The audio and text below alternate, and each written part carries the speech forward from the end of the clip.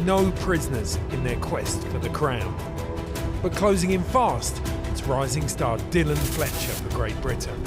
It's all to play for in the SailGP Championship. High speed, high tech, high drama. Turning, having a bit of pressure coming up here. And nine! Let's smash it, lads. Bell's coming down. Here we go. Tommy. High wheel. Building to tack here. Nice. Now the shipping forecast on Sunday the 11th of August. Viking, north at Sierra, south at Sierra, Fisher, 40s. Variable, mainly southerly or southwesterly, 3 to 4, good, occasionally moderate.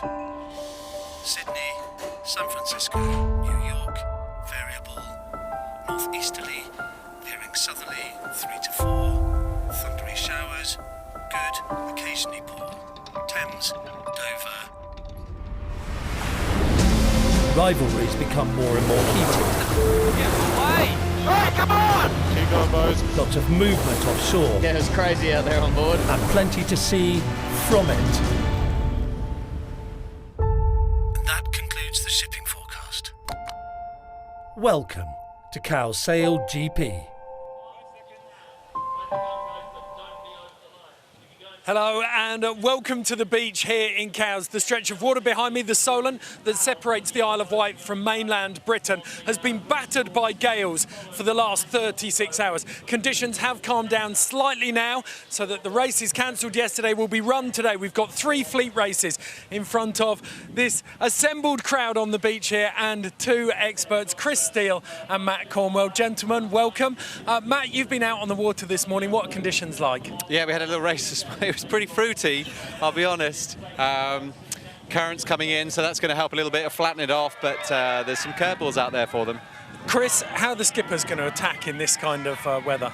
Well, I think it's that old cliche, you know, the best offense is a good defense, and that's definitely the way the team's going to be going about it today. Conditions are up, and it's probably the most breeze these guys will have raced in, so you know it's going to be a lot of pressure on the wing trimmers and the flight controllers to keep the boat, you know, going around the racetrack safely, and then the grinders are going to have their work cut out for, so going to be exciting to watch. Okay, it promises to be a very dramatic day's racing. Let's take a look at the overall leaderboard as it stood after New York. You can see here that Japan are just 1 point ahead of Australia, so those 2 front runners going toe to toe. Then there's a battle raging for third between the United States and Great Britain, but a good performance from either of those teams here could see them really in the front runners. At the moment, equal fifth for Chance and China, battling it out for the wooden spoon. We've had plenty of wind here in Great Britain this week, no shortage of drama. Let's take a look at the story so far. There's been plenty of action in Cowes this week. Great Britain etched their name into SailGP folklore, becoming the first team to break the 50-knot speed barrier. Bragging rights for Dylan Fletcher heading into his home event. The 50 knots has been talked about a lot. Teams were pushing it in San Fran, and we felt like we had to get it first. You know, we're at our home. You know, we wanted to beat the Aussies and the Japanese to get it, and so to come away with 50.22 was just fantastic. Japan and Australia have since repeated the feat, but it's Nathan Outridge's men who've led the way in the overall standings. Gear failures hampered their early progress, but after victory in New York, they lead the Aussies by a single point. You know, we're here to go and win races. This event's a competition, and all we want to do is prove that our team is the best team on the water. And so, you know, we've got a weekend here in Cowes with racing, and all we're trying to do is get more and more points so that when we get to Marseille, that position in that final is secured. Having suffered a wing break in practice, Tom Slingsby's team were forced to train on the French boat. I asked all the teams if they would help us out. Some teams had a very negative attitude and didn't want to help us at all, and some teams were very positive. And Billy Besson and the French team said, look, we're happy to help you guys and give you a little bit of time on the water in their boat. After a maiden race win on home water, the USA keep faith with replacement wing trimmer Tom Johnson, who came in for the injured Riley Gibbs in Manhattan. Obviously, TJ and I have done a lot of sailing together in the past. It makes a huge difference. He's playing a little bit of catch-up in terms of not sailing the boat that much in the last 6 months, but yeah, we're looking forward to it. Fellow wing trimmer Paul Campbell-James comes on board for China, and Billy Besson's France have a fresh new look. OK, those are the headlines from this week, but we've just heard that after going out and testing conditions in the F50s, the Japanese boat and Nathan Outridge have got some news for us. We can hear from the team radio now.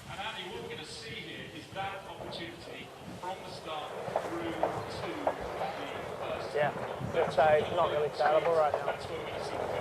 Hey Nathan, is it just one tap of the button on the top there? Just push the lever, just clicks backward and forward.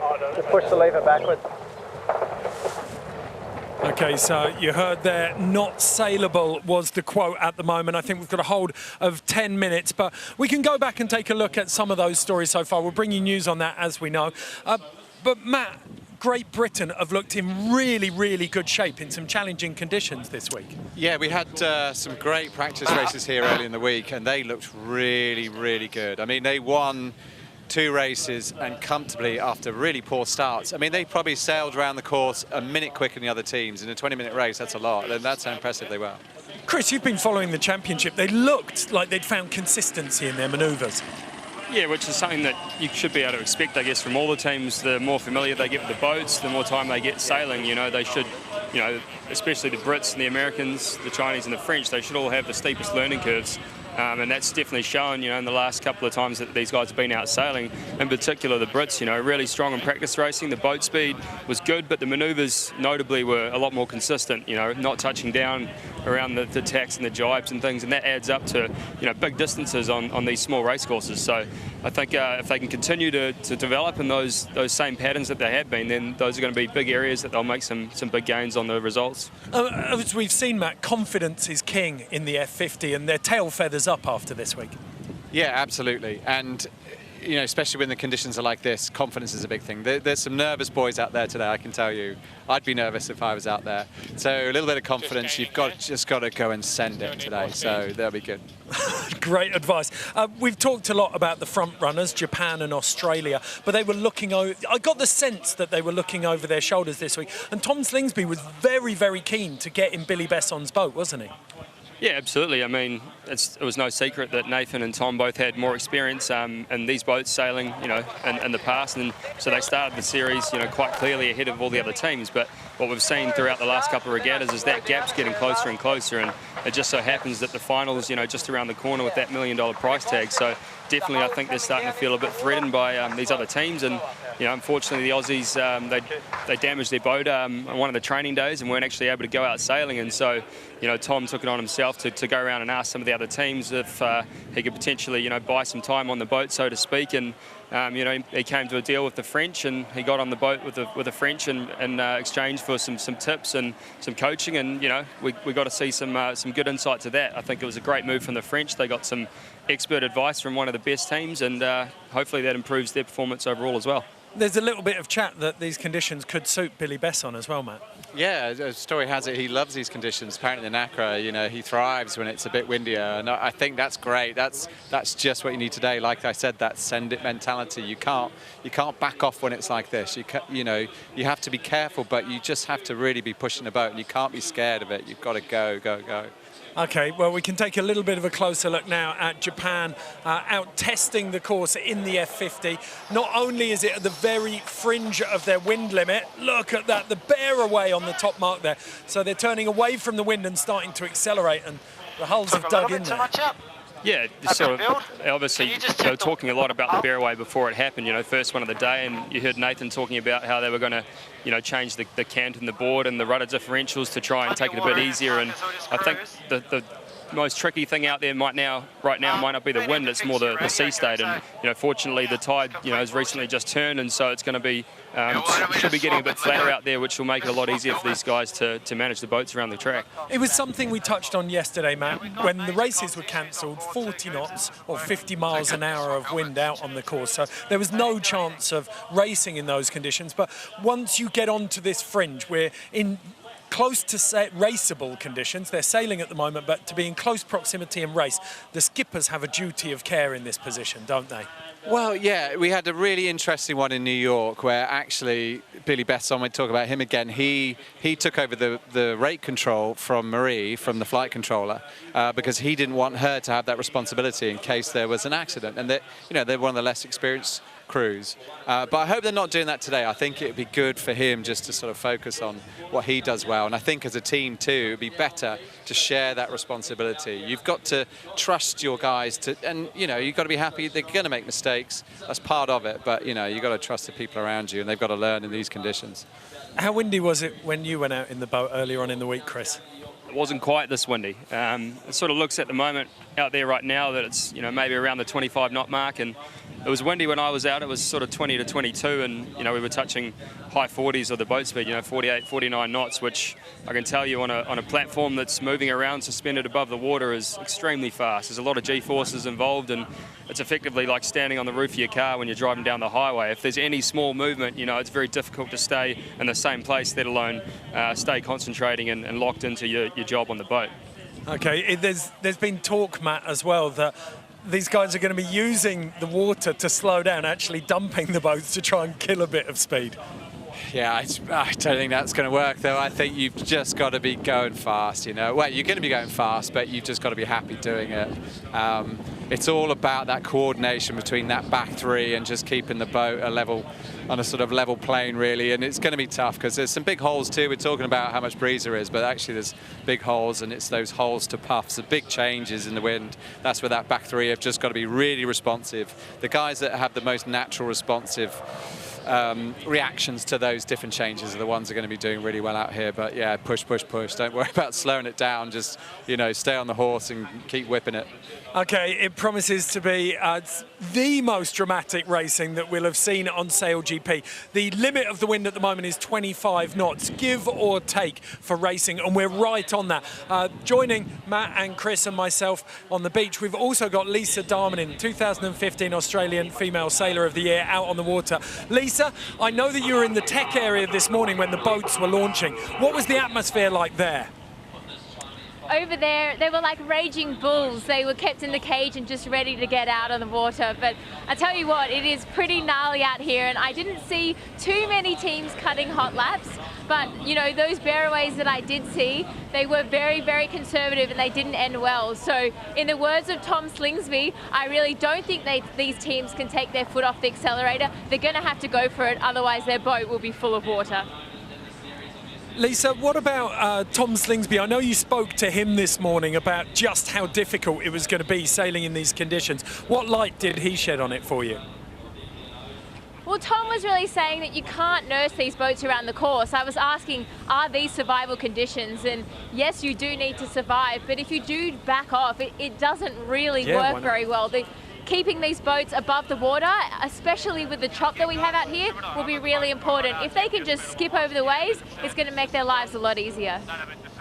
Just how big is the chop out there at the moment? There was a lot of talk that as soon as the tide turns, which has happened in the last 20 minutes, we were going to see that chop die down. Is it still rolling, or are you starting to see it flatten off? Well, it started off very, very big, so it has backed off slightly, but I would call it extremely choppy out here. What is quite interesting that it is at the top of the course. At the bottom of the course is extremely flat, so their lives will be easier at the bottom gate, but those bearaways are going to definitely be the hardest manoeuvre for these teams today's racing.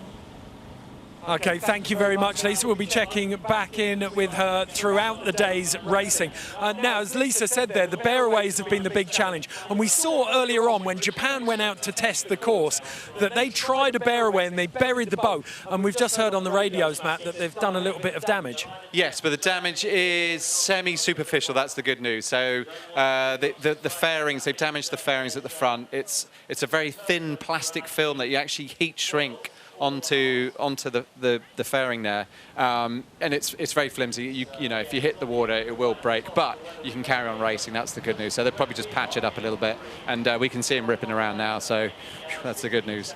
Okay, there's a lot of talk of sending it and then nursing it at the same time. Where does the balance lie, Chris?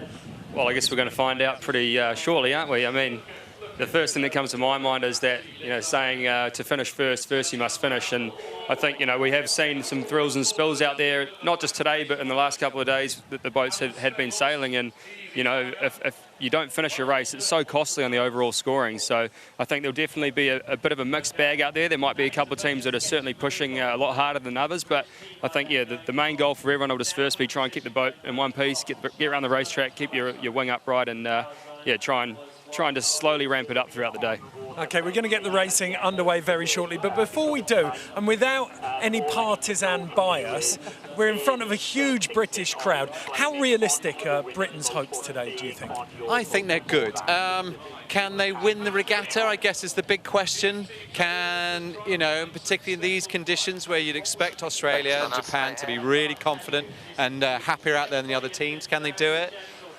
I mean, probably more than any other team out there, I'd say. I think they'll do okay. They're going to be fighting maybe for a second. Can they win it? Maybe. We'll see. Okay. Who have you got your eye on? Yeah, well, I was sort of thinking about it this morning, and realistically, there's only 2 teams out there that have had any sort of real experience sailing the boats in these types of conditions, and that would be Japan and Australia. Obviously, those boys sailing the boats back in the America's Cup in Bermuda, there was a couple of very windy days, and we saw just how difficult it was to sail the boats back then. So between those two, I was trying to toss it up, and I think, had there been a match race at the end of today, I probably would have put money on the Aussies. But I think with the fleet racing, what we've seen in the last couple of regattas, Nathan's been starting really strong, and when he starts strong and he gets to that first mark in a good position, he just seems to be able to sail away from everyone else. Just crisp boat handling, good boat speed, and doesn't really make any mistakes. So I'm going to stick with Japan on this one. Okay, he's got Japan, and we've got one on the fence. It's time now to hand you over to commentary with Jodie Shields and Shirley Roberts. Work on to try to close the gap.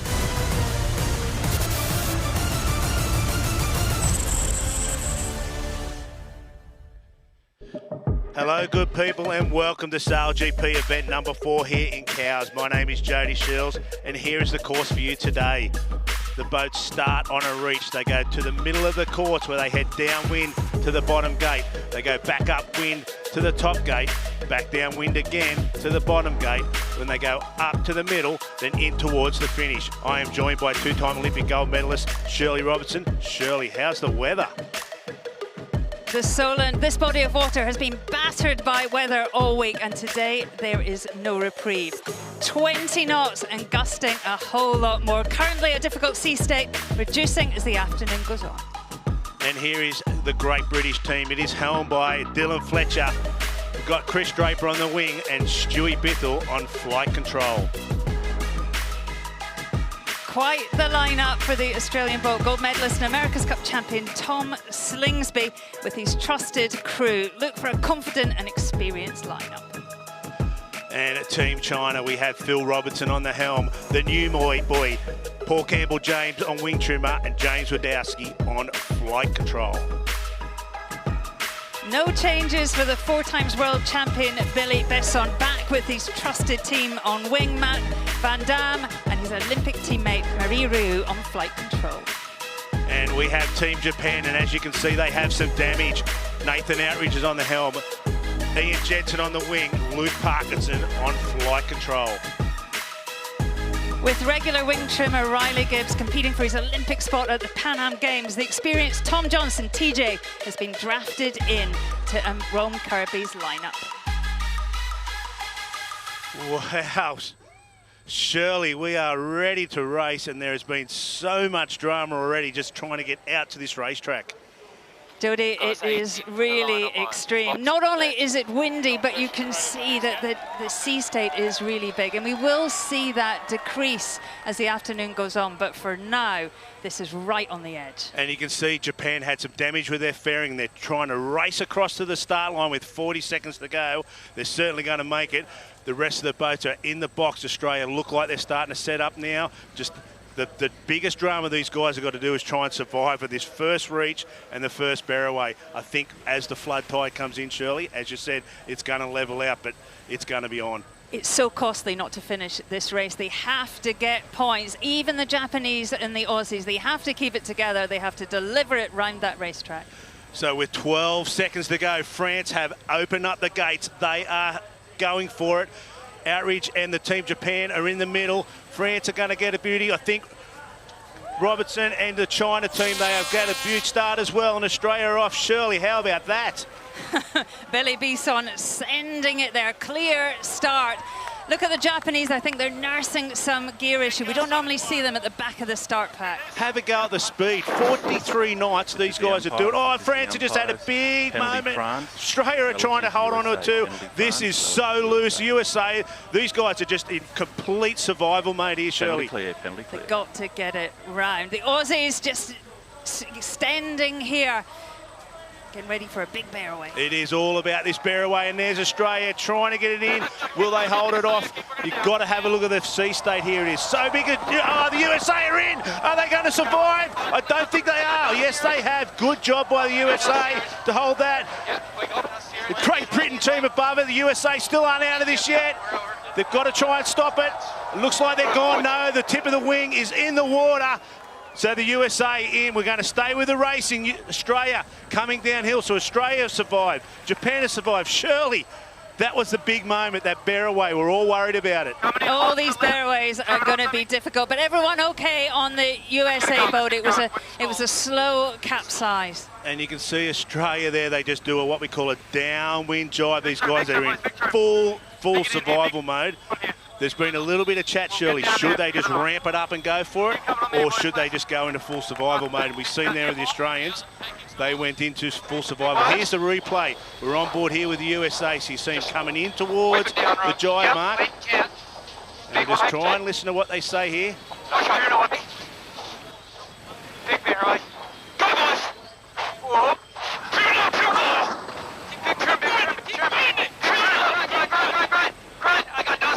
And have a go at that. It was a great shot of the rudder coming straight out the water, and when that happened, it was game over for them. And you can see Australia are just doing the big conservative thing. They were too hot for the lay line, so they're just 2 boards in and going down. But that's what happened to them when they broke their wing coming into practice. So Tom Slingsby and his crew are just taking it easy. In this Japan, have a go at Phil Roberts and his crew coming in from the very back here in China. All the teams look super cautious, Shirley.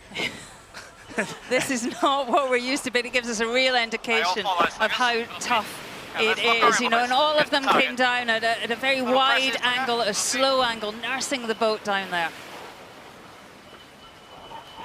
We've got all sailors confirmed safe on the USA, so that is fantastic news. We're getting gusts of over 25 knots in the middle of the Solent, a mean average of around 20 knots, and these guys are out here in survival. But the best job doing it at the moment, the team doing the best job, is Tom Slingsby and his Australian side. Well, the Aussies haven't had a lot of practice, so they're really flying blind here. Broken their wing in the middle of the week and came out early this morning just to try and debug it. But certainly doing well now.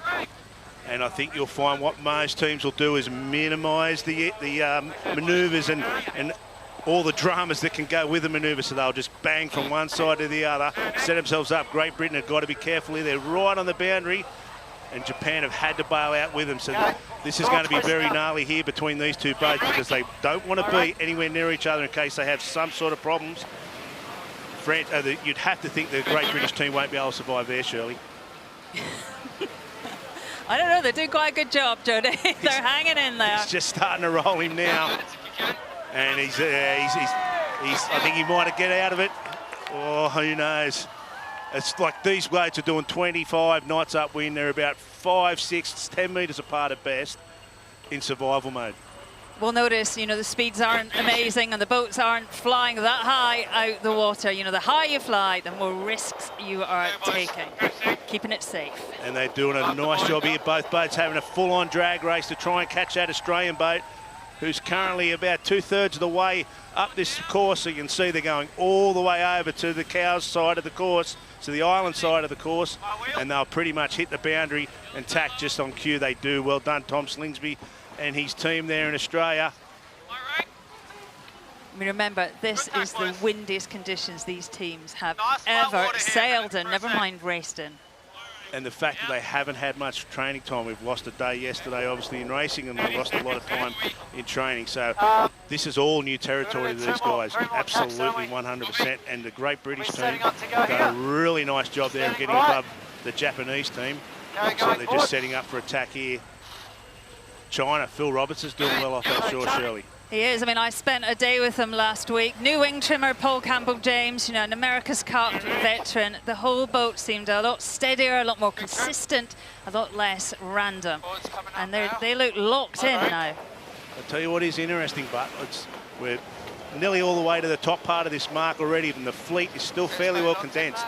So everybody's really ripping in here. That no one's really backing off from what I can see. They're having a go.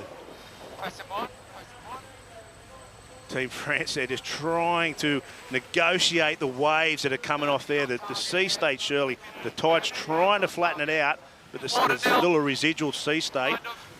It's just making life unbearable for these guys at the moment.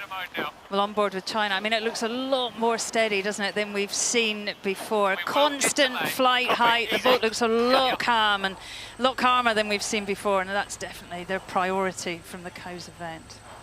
And Australia just coming over to what we call the ley line. So the guys will go past here, they'll get ready for attack, and this is where all the action could potentially go wrong up the top here. This is the bear away, so that looks like he's going to come in on a really hot angle here, Shirley. So maybe he's going to try and, flatten out the turn, or what's your theory in that? Well, Jodie, I think when they get to this mark, it looks like he'll go around the left-hand mark towards the island shore. There isn't far to that boundary, so they're going to have to not only bear away, but then get ready for a jibe really quickly. It's a huge, huge manoeuvre. If they don't bear away, they're not only are they through the boundary, but they're into the shore and a heap of rocks. And I think you'll find on this, a lot of the skippers will start doing the flight control because they just want to be in control of the whole boat like they did back in Sydney. And a lot of the teams are utilising this where it's a little bit gnarly or a little bit sketchy in the manoeuvres. They take control of the flight. Beautiful job there by Australia to get in around the top. So they've ticked that box. They can start heading on downhill, get the hammer down and push that thing all the way down at about 1.5 miles down back down towards the bottom end. And they've done a really nice job in extending from the rest of this fleet, Shirley. A lot more comms coming off the Aussie boats than we're used to. They're talking through every manoeuvre, you know, taking no risk really there. And that was a beautiful dive. And it's interesting that Japan tacked early and have gone over and they're setting themselves up for the left-hand gate as we're looking at it. So that means they're going to get out into the middle of the Solent, Shirley, potentially in their bigger waves, but they've got more of a runway. The other two boats in British and the Chinese. Oh, the Chinese has got to be careful there. They got around, well done to them. So all boats have negotiated so far around this top mark except for France. Fingers crossed they can do the same and we keep all boats racing. I think the Japanese team, Jodie, are nursing some wounds. They're not going at full potential. For sure. And here's a replay of the front-on shot. The Australia go around. You see the USA just launch up and literally the windward rudder, which provides all the downforce, comes out of the water. They're a passenger. I thought they might have saved it, but Japan were really close in to knocking out China as well. But look at that, over they go. But that's what we call a soft capsize, which is great news and hopefully not much damage on that boat. I bet it didn't feel that soft on board, Jodie. I could imagine. Have a look at that. Oh, Tommy Johnson on the wing trim just gets thrown straight over the top. But he doesn't let go of the wing. Look at him, he's still trying to work. That's a fantastic job there by Tom Johnson. He knew what he had to do and he kept doing it while he was on his back. Only the second capsize of the series. We saw one in New York at the last event, the British team. Oh. Just literally, China were nearly doing the same thing. He literally got ejected out of his position where he was sitting in the boat. That is amazing. We're just back on board now with some live pictures. Japan who have gone out to that left-hand side on the downhill. One jibing in, so he's doing what looks like he's probably going to do one less manoeuvre, which is all important, try to minimise the manoeuvres than look like the British team are doing. Australia already down the bottom, on their way back up to the top now, Shirley. The Japanese have done really well, and I wonder if they picked that right-hand top mark just so they wouldn't have the pressure and the stress of you know, the hard shore. They could take their time, they could jibe when they were ready with plenty of time. And as you say, Jody, minimize the maneuvers, keep it simple, get some points on the board. It's so important to finish these races. And they couldn't quite get down into that gate like we thought, so they had to jibe. They look very high there too. They're coming out of that jibe very, very slow. They just want to get that boat around. So much better to do that than to come in heated, you know, really, especially in the tide here, very easy to not get those ley lines right. But a good job there, nice and safe. He is super slow coming out of that mark, so not sure what's going on there. One boat that isn't slow is the British team. They come in there at 24 knots. Dylan Fletcher ripped it around that mark, and he's chasing Tommy Slingsby very hard. Well, Dylan Fletcher, the skipper Dylan Fletcher here, he got his wings this week, wasn't he? First to hit 50 knots, and boy, he rubbed it in with his competitors. And it looks to me throughout this race, he's just gaining a little bit more confidence. He's going faster and faster. They're flying slightly higher and higher. And he looks a lot more locked in and confident than he did at the beginning. We did hear on the comms beforehand, they're going to sail like a 49er, just in full survival mode. But it seems to be working for him at this stage. Japan have got themselves back up and going. We thought that might have been a little bit of an issue, how slow they were, but maybe they just sorted it out, and they're still racing, which is great news for those Japanese fans out there. Australia are heading in towards the middle of the course. This will be a nice shot once they get the cross back between Japan and how England come in off the island side of the course, Shirley. You'd have to think that the breeze, you know this place better than anyone on the planet, the breeze will be coming off that island side to the left in this breeze, or does it sort of bend in and around? There is a bit of a bend, but there's so much more going on in these boats today. I don't think they'd be too worried about the wind shift. I mean, the wind is shifting 20 degrees, but also the tide is changing. And even though it looks bumpy on the right-hand side of the screen, that will flatten off all the time that these boats are racing. And I think we'll see them getting faster and faster, more and more confident as racing progresses. We're talking about fast. These guys are doing 30 knots of boat speed upwind. Upwind, that is insanely fast. These boats are on the edge of just, I don't know, they're just unbelievable the amount of boat speed they can get out of it. White, go hard, listen. Course short. Okay, we've just been told they're going to shorten this race, so they've got to go to the Windward Gate, then they're going to Mark 1, back into the finish. So they've taken a leg out of this, so Australia just have to go up the top for this final time. But got to be careful they don't get a boundary penalty here. And then down through that mark, and then around through the finish, Shirley. So race control seem a little bit nervous as well. Race control have a great handle on how fast these boats go and how long it's going to take them to do the course, but we've seen them sail considerably slower than normal, and I think that could well be a factor in them shortening the course. Yeah, so here we go, Australia. Tommy Slingsby's been moaning all week, according to Dylan Fletcher, about the limited time he's had in this boat for practice, but it doesn't seem to have hurt him. They've come out here and they have sent this boat around the course and are currently leading by a good couple of 100 metres by Dylan Fletcher and his team on the British boat. And then Japan are still in third, about 100 metres behind the British. So one more bear away they've got, Shirley. The concentration on their faces, it's just insane. Okay, stand by. At target. Walk down. Turning. My wheel. Yep. Pointing at the mark. So he's set himself up. He's going to go to the left-hand gate as you look at it. Hopefully do one jibe once they get in around that top mark. One jibe down into the bottom mark and then into the finish. So it's good course management there by the Australians. Try to minimise their manoeuvres. Here they go, up and around. This is where it gets tricky. And so far they've done it. Oh, they've got to clean. Oh, so when they launch, the boat just launches and the lift just keeps taking that thing up the sky. And they've got to grab that and try and slowly bring it down without the rudders coming out. That is just such a moment. It's just, that's the heart of in their mouths, that's for sure. Lovely work by their flight controller, Jason Waterhouse, the silver medalist from Rio. It really, really good, quick reactions. This is a polished outfit. It is definitely a polished outfit for a team that hasn't done much or any heavy air training out here on the Solent. You know, they've come out of the blocks and they're really putting a stamp out to the rest of this this fleet. All the focus has been on Dylan and the British team getting the first 50 knots, winning the 2 practice races. But Tommy Slingsby and his Australian team, who have led right into New York, have come out here meaning business. Great performance by the British, Jodie. I mean, they won both practice races. Right as you said it. You just see Chris Draper just getting thrown out of his position there. Oh my God. He literally just got thrown over. The only thing saving him was his tether. Lucky these guys are bucked in here. This is on the edge.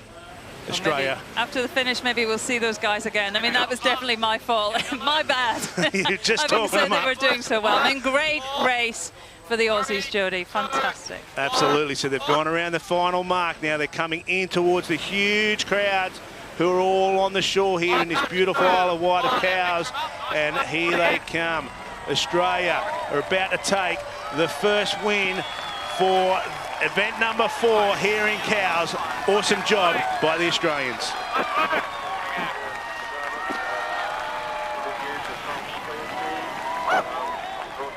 And they're pretty happy about that, Shirley. Yeah. Big effort, big relief. And they touched 50 knots. I think they got more and more confident as the race progressed. And a great demonstration of how to race these incredible machines. So now it's up to the rest of the fleet to try and get their boats home. Looks like Great Britain have parked it up, so whatever happened to them, they've got a little bit of damage there. So currently coming into second spot is the Japanese, but we're going to go to a replay of what's happened to the GB boat. You just watch this. They come out and the rudder just bang. Look at have it go where Chris Draper comes from. He literally does, you watch him here, he literally does a full somersault straight over top of Stewie Bithell. Oh my God. I hope he's all right. I mean, that was a massive tumble. That's... and this is... They just lost it. It looked like they lost the rudder, Jodie. We thought New York was a little bit on the edge sailing. New York's got nothing on the Solent at this stage, Shirley. Look how low they're flying. They're just skipping just straight over the top of the waves, being as high as they possibly can to not put their nose in, but they don't want to go any higher. We heard Nathan Archer, the skipper, say, happy at this height. Just keep it safe, boys. Just skimming the water, kissing the water here. And here they go. They're a little bit low, so they're probably just going to, like cruising. There you go. You heard it straight off Nathan. Just going to cruise both hulls in the water. They'll just go in and get around and get some points on the board.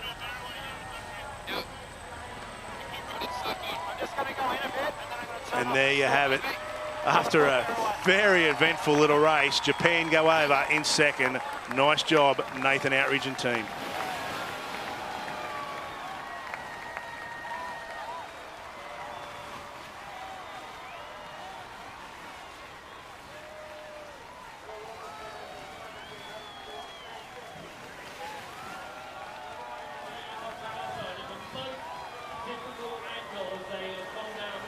Take a deep breath. Wow, that was some racing. Phenomenal racing there from Cowes. That is breathtaking. We've been quite nervous here. The boys have taken a couple of big, deep breaths. First reactions, Chris, that was incredible. Absolutely loose out there is my reaction to that. I mean, you can see when boats are struggling to actually come up and get to the finish line, it just goes to show, you know, it's fresh out there. And you know, the USA capsized just after the first mark, but that wasn't the only bit of carnage out there. There was plenty of people touching down, trying to nurse their boat around the racetrack, keep it safe. Sort of what we expected, I guess. Full credit to Tom Slingsby, Matt. That was a masterclass in high wind sailing. Yeah, we did talk about how the experience plays out and the back three in particular making those intuitive reactions. And that just comes from time on the water, those guys sailing together too and reacting to the constantly changing conditions, the waves, the winds, the puffs, the lulls, everything. And they did a really, really nice job of that. But wow, that was wild. Okay, talking about it like that, do you think that we saw the wind and the swell drop off a little bit during that race? seems, I'd be interested to get a viewpoint from Lisa, but it seems like the swell is dropping, seems like the current coming in, the wind and the current is now in the same direction, and with the current building, that should flatten it off a little bit. It still seems really, really puffy though. I mean, look what happened to the Brits right at the end there. That was a massive stuff, so there's still some troughs there to get your boards out of whack. Okay, a bit of confidence there though for the skippers to take from getting the boats that they did get round safely.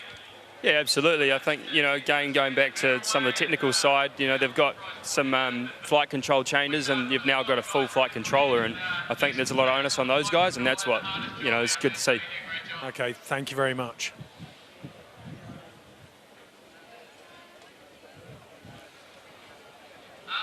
Wow, what a session of racing. That was breathtaking, gentlemen. Full credit, first and foremost, goes to Tom Slingsby. He managed that race so well. He was carrying boat speed, but not risking it at the same time. Yeah, he seems to get the balance right. I mean, we sort of said you can't really back off, but they were definitely doing some things well. Like if they had... they weren't quite laying the bottom mark. They wouldn't do, like you saw on the first bottom mark, they wouldn't do an extra jibe there. They just went really low and slow as a result. But, you know, it's probably better off than doing the extra jibe and having a really short little run into the bottom. And, you know, then you're a little bit, well, it makes it a lot harder. You've got to do one maneuver, then suddenly you're into the rounding. So things like that, just sailing a little bit smart when it comes to the conditions. Okay, we can hear from Tom Slingsby now. Shirley Robertson's been talking to him. Well, Tom, massive congratulations. Perhaps just describe for the audience how extreme that race was. That was extreme. It doesn't get any more extreme than that. We were along that first reach. We're just trying to basically keep the boat in the air. Well, hit the boat on its feet. We saw what happened to Team USA in the barrelway, and yeah, I'm surprised more didn't happen. But we sailed really well. The guys really put in, and Jason Waterhouse on the flight control had the hardest job out there, so he did a great job. Tom, what's the trickiest moments of the race course? What's the hardest part? Probably the reach. The first reach, you're going across the waves, and so you're skimming out to the side and you're crashing down to sideways. And then probably the bottom mark turn, it's going to be very tough. Team GVR, broadcast interview request, please. We saw as you crossed that finish line, you touched 50 knots. It looked like you were getting punchier and more confident. I mean, how confident are you going into the next two races? Look, before that race, we didn't do one manoeuvre, we didn't do one tack, one jibe. We had a communications issue. None of the crew could hear each other on the comms units. And so we were sort of learning as we were going there. But as the race went on, we got more comfortable. It's nice to hit 50 knots as we crossed the finish line. I said to Jason there was flat water coming into the finish line, and he cranked the ride height, got us right up and ripping. Well, Tom, it was great action to watch. Give us more of the same. Good luck in the next one. Great, thank you. So let's have confirmation of the first fleet races results here in Cowes. Australia out in front, Japan riding low and fast to take second. Phil Robertson slipped through, as did France after the mistake from Great Britain. United States down in sixth after their capsize on the first bear-away. Undoubtedly the most dramatic racing we've seen on the SailGP Championship so far. And no shortage of things to talk about here, gentlemen. First and foremost, we've got to get stuck into the capsize from the USA. Yeah, let's have a look at that. I mean, you know, we haven't actually seen a capsize during racing. Here we go. They're flying down that reach. And this is the trickiest part of the race, the fastest part of the race, when you're bearing away from the reach into the downwind. And all that speed, they got too high. The foils got too near to the surface. Then they let go, the bow dug in. I thought they might just save it here, but as they rounded up, the wind just blew them over. And look at the onboard, you see Tommy Johnson do a little fly through the air here. And, I mean, hopefully those guys are okay. Wow, there we go, the camera's underwater. But trust me, Tommy went through the air. Here we go, we'll see it here. And, you know, it's pretty violent. There you go. Fortunately, I think he's going to be okay out of that one. And then the capsize actually was kind of slow after this, and they'll be a little bit frustrated, but hopefully it hasn't done too much damage. Hopefully there isn't too much water ingress into the instruments and the electronics down to leeward. That's the big thing, and then not too much damage to the wing at the top. Here we go, another angle of it. Look how high they get, and then bang, down they go. Look at the Chinese are struggling next to them. The Brits there have another little nose dive there as well. This has got to be the big thing, Chris. When something goes wrong, it happens very, very quickly, and getting round them is hard. Yeah, absolutely. And what we saw just there on the previous angle from the onboard shot is when Tommy actually got launched over the winch, and there was no one that was actually able to ease the sheet off the winch. And so when the boat was sitting on a knife edge like that, whilst Tommy was trying to scurry back into his position, he finally got the winch stripped. And then it almost looked like it was going to come back, but it just went over. So I wonder if he'd been able to manage to get back there a little bit earlier, or even maybe Rome reach forward and strip the winch. They might have just been able to save it. But yeah, like you said, the danger is right there with the boats around you. If someone in front of you goes from doing 80 kilometres an hour to a complete stop, you don't have a lot of opportunities to get out of their way. Okay, the capsize unfolding in slow motion there. The next moment we saw Japan and Great Britain engaging in some fantastically close racing.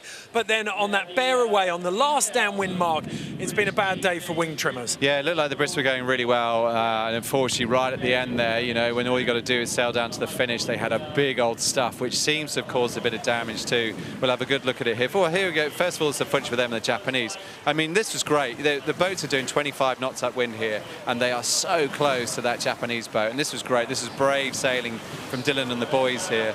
I felt really good about this. You know, it seemed like their confidence is up, and you see here from the onboards how close these boats are getting.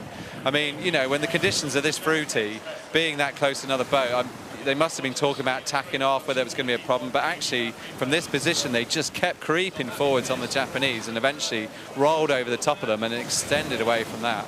I mean, that's good brave sailing from the British there, so it's just a bit unfortunate what happens a little bit later on. They say confidence comes before a fall, and Dylan Fletcher was showing just how confident he was with this proximity racing. Yeah, I was very surprised here. I mean, for a lot of the section of the upwind leg, he was actually in a very weak position. He was the giveaway boat, so anytime the Japanese sort of came up and closed the gap, he had to keep clear, but they were also going very slow, and he was quite far behind the Japanese. You can see there, who are what we call bow forward, where they're punched out in front, and so it's very difficult to live there and hold that lane, but they actually created separation. They gauged off him, and then they were actually able to put the bow down and roll straight over the Japanese. So, you know, if you're the Japanese, you'll be going back to the drawing board and looking at this part of the race here later tonight, dissect the footage and try and figure out just how they were going so fast. Well, it was to and fro for all of this phase, but then towards the end, after they'd rounded the windward mark, we then saw them ditch that front end, and it looked like it was quite brutal. Yeah, it did. It's such a shame because they got themselves up into second place again. And, you know, so like I said, this is down to the finish here. In control at this stage, looking pretty good, but then the foil just got too high there. So there are still those waves out. There's enough chop that the foil's in the trough of a wave. It gets a little bit too close to the surface. It ventilates. Suddenly you lose all the lift out that board. And here you go.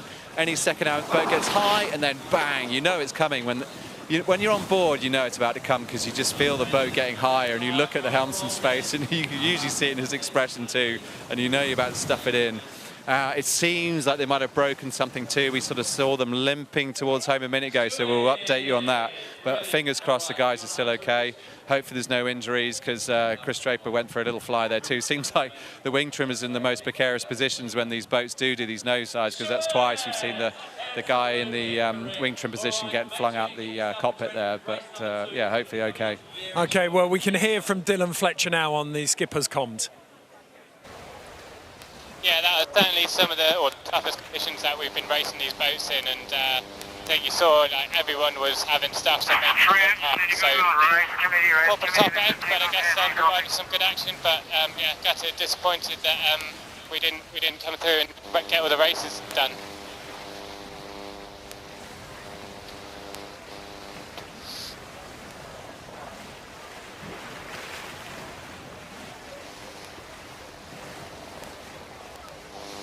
Yeah, I think it feels, quite different to New York.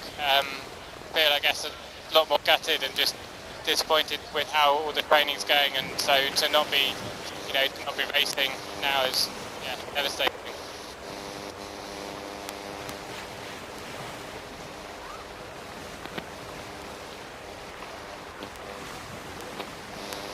Yeah, I think Chris might have a little I think his nose might be a little knocked out of place, I'm not sure. Stu's got a big dent in his helmet, which might have been from Chris's nose. But the rest of the lads are in one piece. Thank you. Well, we heard from Dylan there just how damaging that crash was from a fully flying position. They lost the rudders and got thrown over the front. Chris Draper there, potentially a bit of damage to his nose. You see him climb in. He's hiked out onto the side there. He sits in as they power up. And then as it stabs in, he gets thrown over Stu Bithell. And that's the point when his lanyard carries him and actually stops him going off the boat. Yeah, it's a new introduction to the class of boat this year. They've got the tethers, so they're all clipped on to ensure that no one's actually able to fall off the boat. And, you know, that tether definitely saved him from going all the way over the front beam there. I mean, you're going, you know, in that part of the race they were doing close to 90 kilometres an hour, and when all of a sudden the boat comes off the foils, plunges into the water and stops, there's so many G-forces throwing, you know, your body weight forwards, and you know, it looked like he smashed his nose into the foil, the flight controller just in front of him. So hopefully there's no damage there from long term. But yeah, very lucky that he didn't end up off the boat. Okay, we've got confirmation as well that the Japanese boat have also called out. So these conditions really testing the F50 to its absolute limits. The one bit of good news, however, is that just down off to the left-hand side of our platform here, the USA boat is still out on the water. They haven't gone in yet, so we still have 4 boats as we speak, but we're waiting to hear on the start time for the second race. The wind is still blowing out here. Here we go. The US team, all 5 members of the team on the boat there, and they've got the boat flying, well, not flying yet, but they're certainly sailing it. So it'll be a strong performance from Rome Kirby, and no shortage of courage either if he gets this boat back up to the start line. Yeah, absolutely. Obviously, the boys will be itching to get another race away. They were, you know, right in the mix at that first mark in that race, and like we've talked about, it's a very difficult manoeuvre to make when your boat speed's changing that much, and there's, you know, big waves, and there was a lot of actually other boats around. It might have been creating some turbulence in the air as well. So very difficult manoeuvre, and unfortunately they got it wrong there, and it cost them a capsize. But you know, they'll be back and hopefully come out in these next races and try and improve from where they were. Well, we spent 5-6 minutes talking about all the drama further down the pack. We probably haven't given full plaudits to Tom Slingsby. That was an incredible performance from him, wasn't it? Well, as you said, a masterclass. And I mean, wow, now hasn't the door just opened for him too? What an opportunity. If the Japanese can't race and the British can't race, this is a huge opportunity for them. If they keep sailing the boat like that, just getting it right, you know, not pushing it when they need to push it, but nursing it when they can, they're going to do really, really well in this regatta. And crikey, you know, the door is really just open for them. Well, we've got the New Zealander Phil Robertson skippering the Chinese boat, and there's a real shot at redemption for him here too as well. Oh, I was massively impressed with the Chinese in that race. You know, they weren't just able to keep their boat, you know, in one piece and manage it around the track. They were fast. You know, they were right there in the mix with Japan and GBR at one point, and you know, coming down that last run, they had a chance at getting into second even. So, you know, Phil doing a massive job. You know, he's talked all week about trying to manage this group of guys together.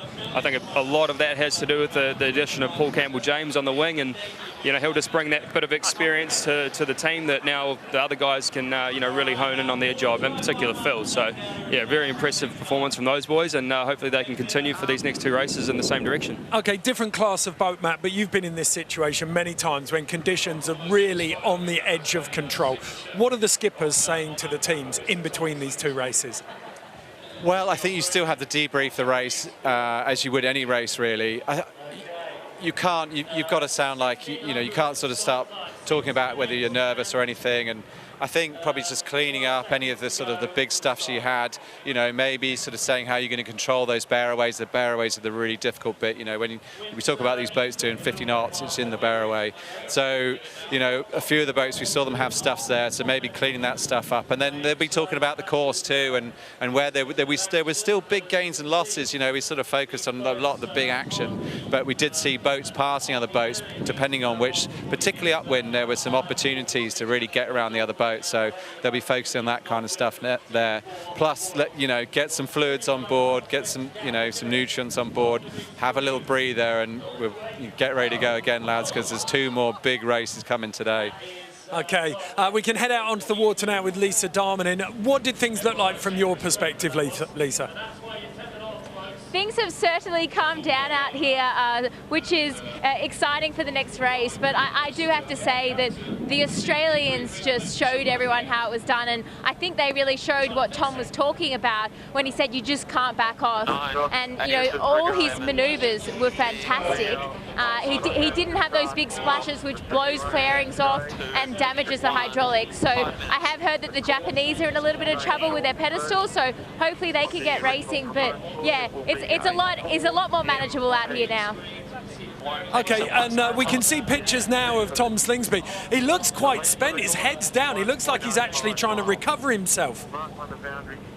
Yeah, I dare say that they're all concentrating pretty hard out here, and there was a few times where their boat got really high out of the water and I thought that they were gone, but they were saving it. And I think that's what's happening with these teams that are more experienced, is they can save those when the foils are really high out of the water. They know exactly what to do to get that boat down and get that boat going. Okay, thank you very much, Lisa. These skippers have got a real challenge on their hands now. Tom Slingsby, we've seen, can attack. What do you think we're going to see Phil Robertson do? I think more of the same. Like I said before, there's a lot of positives for Phil and the Chinese team to take out of that race. They weren't just getting the boat around the track in one piece, and there was some good management on that side of things, but they were fast. And when you're fast, you can do an extra manoeuvre here and there if it means sort of being safe as well. And like Lisa was saying, the water seems to be getting flatter now, so I think it's going to be all on. Okay, it's time to go back to commentary now for the second fleet race. Remember, tide's pushing us downwind. Yep. Nice. Stay now, boys. Yeah, it's really flattened out. How much time, boys? 7:28.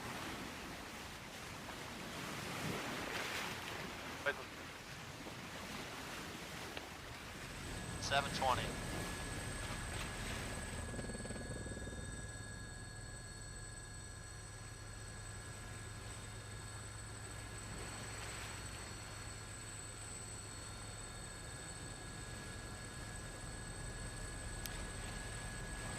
Well, Ed, we've had a further delay, I don't think for too long. The next race is scheduled at 16:04. So back to you, Ed. Early, so the boys, that the boats are parked on just off the shore of the Adrenaline Village and the shoreline here at Cowes. There's a little bit of lee from that prevailing southwesterly wind there on the line that you can see of lighter water. But beyond that, there is almost 25 knots of wind and a decent rolling swell howling through the middle of the Solent. And that has provided us with some of the most dramatic racing we've seen so far on this inaugural year of the SailGP Championship. You can see the countdown on the side of the race control boat there. We've still got 6 minutes to go before we get stuck in to the second fleet race, and that could critically buy some time for the Japanese team, who are struggling with a mechanical at this point. Great Britain have 100% retired. They've headed back to the technical area in Southampton Harbour, but the American boat that we saw capsize unbelievably has been righted and is up and sailing, which is a phenomenal achievement considering that it was a 16-hour race against time for Great Britain in New York after they went over, but a very soft capsize, I think Jody Shields called it in commentary. So there is Roan Kirby and the American team, and they look relatively comfortable at this stage. I'm here with Chris Steele, the match racing ace from New Zealand, and Matt Cornwell, the 2010 match racing world champion and the 3-time America's Cup veteran. Gentlemen, we can take a look now at that USA SailGP team capsize. It was the defining moment and an incredible, I mean, the capsize was one thing, being able to avoid this boat was something else entirely. Yeah, exactly. I mean, like we're saying, if you go from that sort of top end speed to coming to a halt very quickly, if anyone's around you, these things happen so quickly, it's very dangerous, and it's hard to to make sure that you stay out of the way of the boat in front. But you can see on the onboard footage here just where Tom Johnson ends up, you know, and he's trying to ease the wing sheet. You can see in the bottom of the screen there, but it gets to a point where he actually can't ease it anymore, and he tries to scurry back up the net here, up the trampoline, and he just gets into his cockpit, and you'll see him start to strip the winch right now, and that's when that wing got eased that little bit further. You still see the boat sitting on the knife edge, and it finally got to a point of no return and got blown over. But like we said, the positive for them was very soft laydown, so no real damage. 40 knots or 50 miles an hour to 0 in about 8 meters there, Matt. Yeah, that would have felt pretty violent. We still call the capsize soft, and it was, because from this point on, you know, that's why, fortunately, it doesn't look like there's too much damage to the top of the wing, because this bit happened very nice and slowly. There you go, touching the water there. Bit of a splash, but hopefully, you know, there isn't too much broken Clydesdale up there. But that would have felt pretty bad. And it was interesting when you're talking about, you know, with the boats behind, trying to avoid them. What you actually do in these conditions is you don't round the mark right behind another boat, because you know there's every chance the boat in front of you might have an incident like that. So you would have seen all the boats would have had a bit of clear air in front of them, just not to go into that kind of risky situation. I know that Lisa was talking this morning, Chris, to all of the skippers in the technical area about which manoeuvres were going to be most frightening, and they'd all said the bear away first. I think Nathan Outridge then said the jibe and the tag, in fact everything, but the bear away first and foremost. That moment when you turn away from the wind, power up and accelerate is one of the most vulnerable, isn't it? Yeah, absolutely, and that's just because, you know, the boats are going so fast at the point of where you start the bear away, and then they increase speed through that period, and there's a lot of things that you have to change. You know, when the boat speed increases, the lift on the hydrofoils, you know, as the boat increases speed, you need to start taking lift out. If you don't take it out fast enough, the boat gets too high, and then the foils ventilate or cavitate, which, to put in civil terms, is kind of like going through a pocket of turbulence in an airplane. You know, the plane drops out of the sky for a second. Unfortunately for these guys, you know, there's water only 4 feet below them, so you drop out of the sky for a second and then you hit something pretty solid. It's not good, and you know, we didn't see one boat struggling with that. We saw all the boats struggle with that bear away. There was 4 of them that all sat their boats down.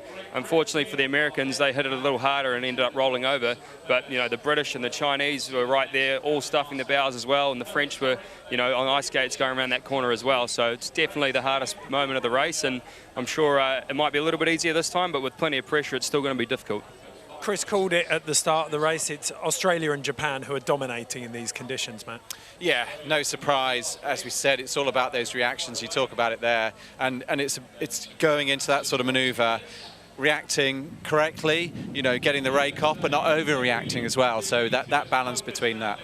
Okay, thank you very much, gentlemen. We know now that we can hand back to Shirley and Jody in the commentary, because the second fleet race is ready to get underway.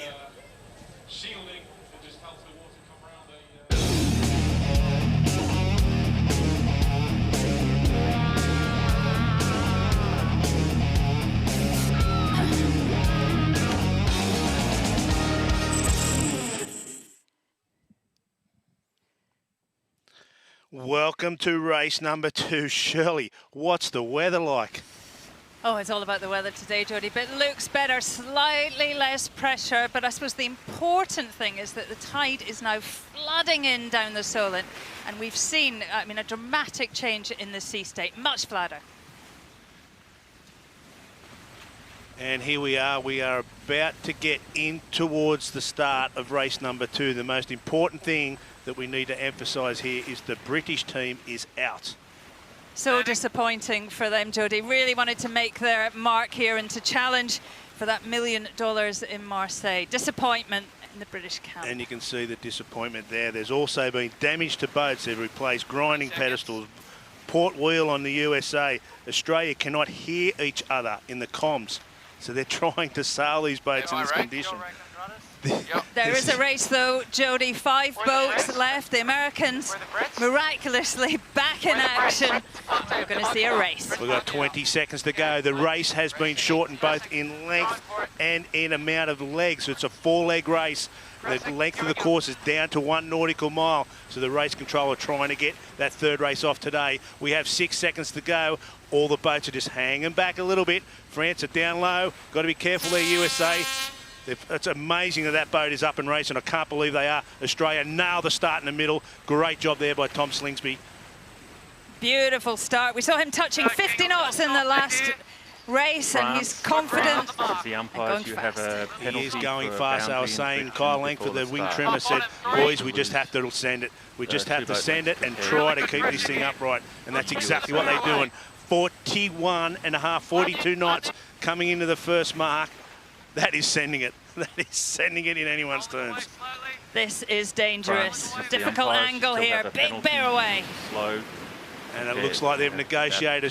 Japan are coming up very high. Look at France coming in down below. France get into the zone first. So Japan have to give them a little bit of room. Looks like everybody's negotiated that first bear away, which is fantastic news. We've still got 5 boats upright and 5 boats racing here in Cowes. France, you have a penalty. You have to get behind China. Behind China. So we've just been told that France have a penalty. They have to get in behind China, so they have to pull the handbrake on that thing. China's currently last, so that's a big penalty that those French people have to serve, Shirley. Oh, that's a big weight to get past. Everybody looks like they've gone through their job okay at this stage. This is the it doesn't umpire. take long This is the umpire. to get down to the bottom. France, you have a penalty. You have to get behind China. Umpire still calling France to slow down. Still calling them. Still, maybe they can't hear it. You never know. But not making any attempt to shake off that penalty and get behind China. And they've got to be careful. They might get another penalty here because China are coming up. Japan, sorry, coming up in and around the mark. France have to slow up. Japan have to worry about getting away from France because they're just going to have to sit it down. USA are in 4th. China are still last. So France have literally, they're a couple of 100 metres away. They have to just stop that boat. But for some reason, they haven't got that message, Shirley.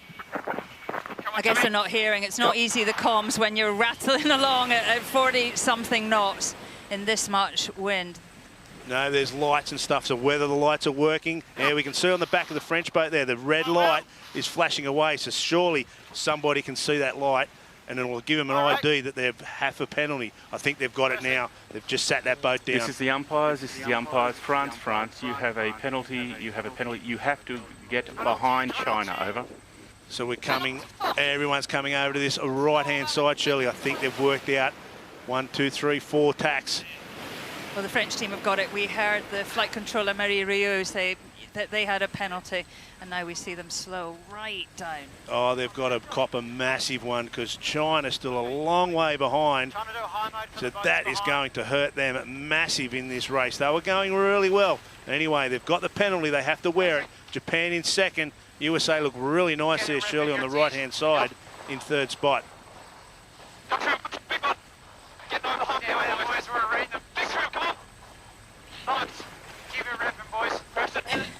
Keep it ripping, boys.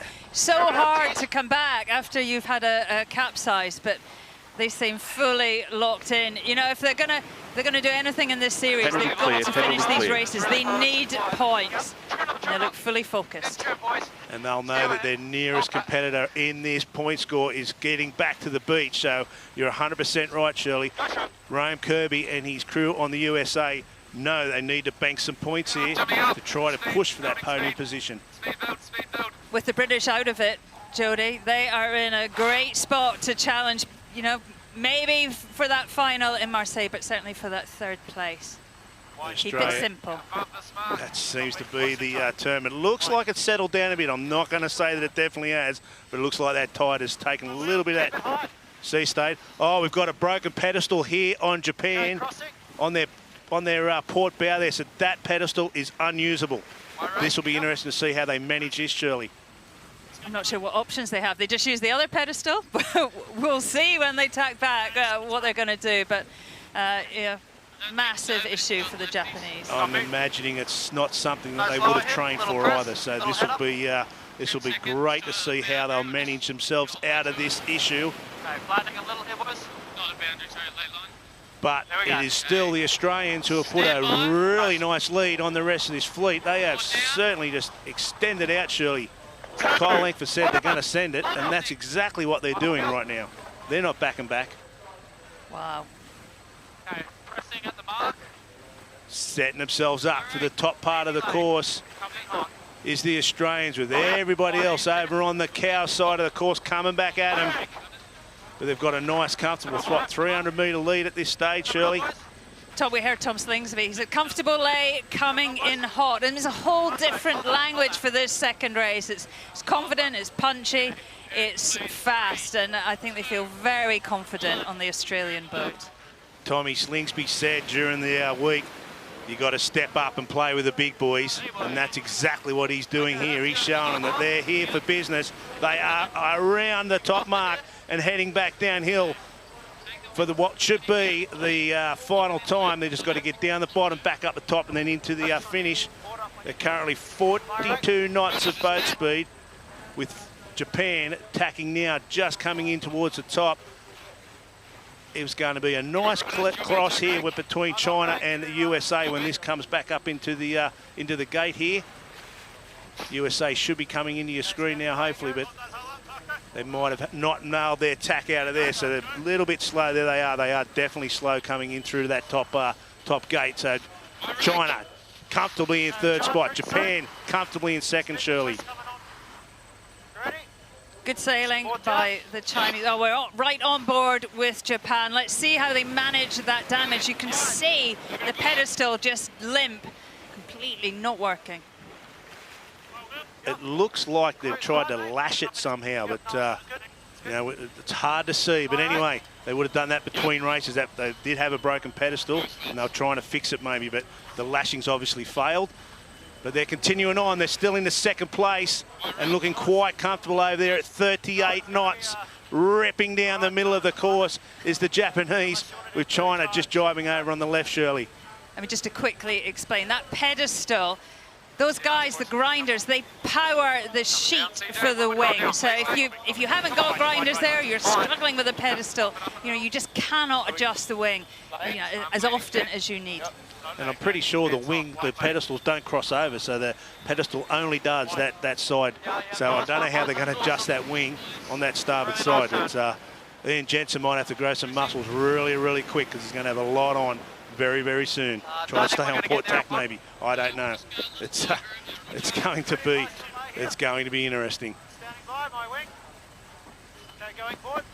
Australia comfortably down the bottom and already on their way back up. They are really giving it to this fleet here, Shirley.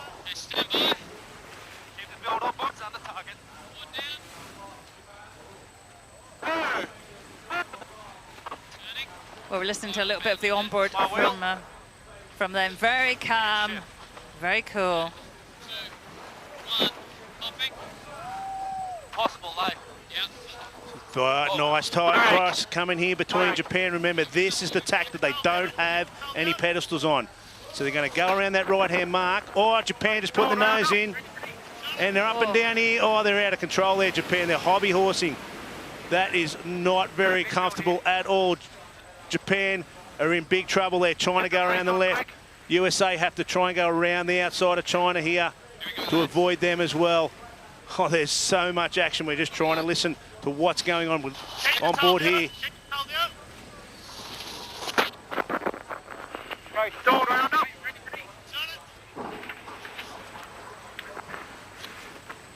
Jodie, I mean, they obviously can't adjust the wing very often. I mean, it's a wonder they can still get round the course. I mean, a really impressive performance by them. Yeah, I'll be surprised if they can get it, but we'll soon see. It's all about the Australians who are heading up for the final mark.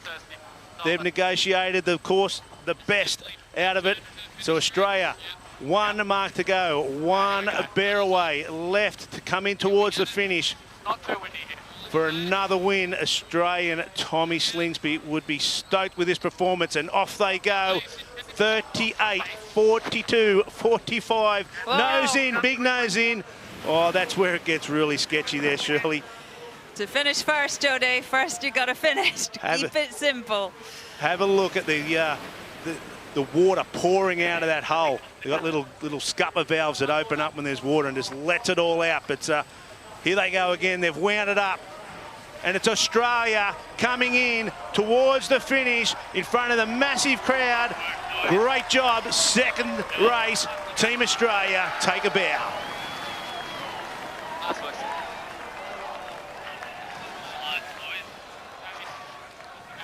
Shirley. Jodie, they're happy with that. You can see it. I mean, they sailed that race so well, so smoothly. And we can see here on the screen, Japan are still racing. I don't know how they're doing it. It's an absolute miracle. They got that boat around the course. They've tacked. They're going to be on the wrong jibe or the wrong tack with that pedestal all the way to the top and all the way to the finish. So they're just probably going to set the wing at a certain spot and then just let it be. I don't know how they're doing it. I really don't know how they're doing it. But Phil Robertson with a new wing trimmer into second. Great result for him so far. This is a changed team from New York. It's confident. Phil is consistent. He's a lot slicker. Just look at the boat. It's so much more stable. The quality of the ride is so much better than we've seen before in the series. Massive improvement from the Chinese team. You can see the buoy just behind the Chinese team. The tide is definitely ripping in. And here they come. Team China, what an awesome result. Second in race 2.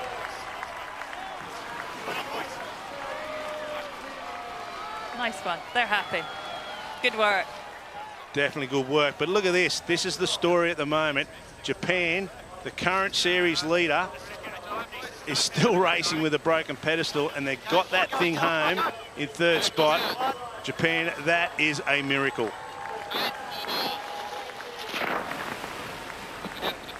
The boys who put the wing in the first race over for 4th. Good points for USA.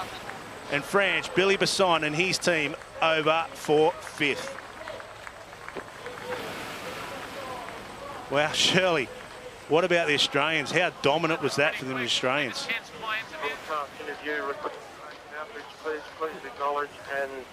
Well, Jodie, they just looked so slick, and I think as the water flattened off, the big issue for these boats is waves, and as soon as the water got flatter, they were much more confident, able to fly higher. The ride height was consistent. I mean, trying to keep that platform consistent in waves is a massive challenge. The talk is that Tommy's a very aggressive sailor, and he's not, he likes taking risks, and they were out there today being aggressive, and it paid off for him.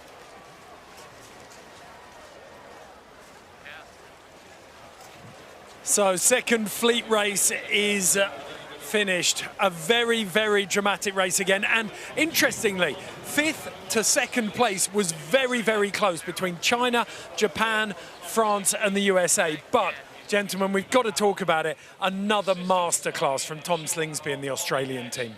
Yeah, they're really building on their confidence now, aren't they? And I think they can see everyone else struggling. And when you're sort of feeling good about what you're doing and certainly getting away from the rest of the fleet, sailing around the course faster, and you see everyone else struggling, that just gives you a bit more of a lift. And yeah, it's showing there. Well, how much of a factor is trust? That all of that team now know that Jason Waterhouse, Kyle Langford and Tom Slingsby are controlling that boat.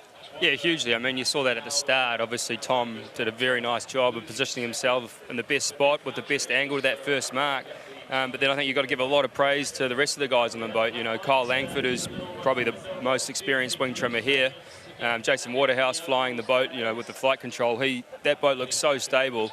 They look way more in control than everyone else in that regard. And then obviously Kai Hurst and Sam Newton spinning the pumps at the front are just 2 powerhouse grinders. And if you're getting the right intake with the power, the fluid, being able to trim the wing whenever you want, I think that makes things a lot easier. So, yeah, well-rounded team. They're all working very well together, and that's what's producing the good results. It feels like it's the opposite for Japan at the moment. They're fighting the boat and the conditions. Yes, definitely fighting the boat. The first stuff they had before they even started racing today is just hampered them from then on, really. And, shame for them that last one. OK, well, Japan will be measuring themselves. Nathan Outridge gathering his team up for that final 3rd fleet race. We're going to take a short pause, but when we come back, we'll be getting stuck into all of the analysis.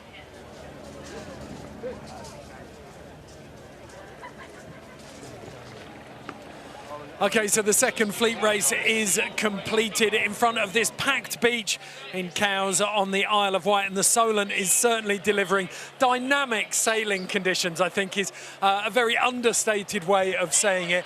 Very close results between 5th and 2nd place, but a masterclass from Tom Slingsby, Matt. Yeah, they showed a clean pair of heels again, and just building on that first race, and just saying that when you see the other teams around you struggling and you feel like you're doing quite well, you know, you've got a good old lead, then that really kind of buoys you a bit more, and they probably feel like they're struggling at times, but when you look around and see the other boats really struggling, it's, you know, only builds more confidence in what you're doing. Chris, Tom Slingsby stamped his mark on this race from the start, quite literally. Yeah, and I think, you know, that goes to show a lot about, you know, just how important the skipper's job is of positioning the boats. You know, they've got a lot of technology on the boat that they have access to, which, you know, helps calculate the best angle and you know, what time you need to pull the trigger and the time and distance. But, you know, what we saw there was he was 50 or 100 metres ahead of everyone by the time they were, you know, halfway along that reach. So he had such a big jump at the start, and, you know, they're sailing that boat so stably around the race course, and they've got a lot more control than everyone else. They just sail away. And you could see it on the speed. He dropped it down a cog and gave it a handful. He was 48 knots over the line, Matt. Yeah, brilliant time on distance. And like we said, just having the confidence to push. Yeah, having that massive confidence in those guys just around you, where you can just focus on that, hitting the line at speed and just going for it, knowing the guys are going to do the right thing with the wing, knowing they're going to do the right thing with the foils. And, you know, these guys, Jason's been an introduction to the team, the rest of them, this is what they've been doing for the last 5-6 years. So, you know, you can just see how more confident they are in these conditions because of that. And you can hear the boat winding up. As soon as they turned it on, Tom's measured the time and distance so that he hits the line perfectly, and that boat starts to whine and scream, doesn't it, Chris? Yeah, I mean, that whistling, you know, sound that you hear on the broadcast is, you know, a pretty sensational sound, especially once you're on the boat and experience it in real life. But, you know, I think a lot of going back to Tom, you know, using the software, everyone has the same software on the boats. You know, they've all got access to exactly the same information. So it then comes down to which skipper is able to position his boat best to get the exact spot on the line that he wants, because everyone knows, you know, this end of the line's favoured by this, you know, by this much in distance, and it's going to be that much faster to the first mark. So then it's up to the guys driving the boats to put themselves at that spot to be that boat and win that start, and that's what Tom did, and he did it comfortably there. Okay, well, the umpires have come in now and given us confirmation of the results of that second fleet race. This is what they look like. Yet again, Australia way out in front. 10 points in the bag. That's round 20 for Tom Slingsby. But Phil Robertson, he's had a difficult championship so far. A second place there for him, and he will take a lot of confidence from that. Nathan Outridge limping that Japanese boat round in third. And you can see Great Britain still picking up 4 points despite the retiring. So this is what the leaderboard looks like so far from Cowes. Australia on 20, China and Japan tied on 17. So that Japanese boat, almost, it's a tale of two cities, isn't it? Tom Slingsby in Australia having a great time. It feels like Nathan Outridge is fighting the boat and the conditions at the moment, Matt. Yeah, a couple of boat breakages, and obviously the problem they have in the pedestal here is massive influence on that last race. I mean, as Jody was saying, it's amazing they're still going around the race. Around the race course, and you can see him really struggle to pump the wing on. So what they're doing there is grinding the wing in and out, and that's really I mean, look at that. That's not how those things are designed to go, trust me. Yeah, it's a coffee grinder. It's supposed to go round and round like that, and they can only Yeah, probably hurt some knuckles there too doing that. And they couldn't stop, you know, they were going back and forward, so, you know, that would have taken a toll on them physically as well. Okay, well, we're about to get the third fleet race underway. The crowd here in Cowes are certainly up for it. It's time to see if the teams are too. Conditions very, very fresh in the Solent. So we're going to hand you back to Jody Shields and Shirley Robertson.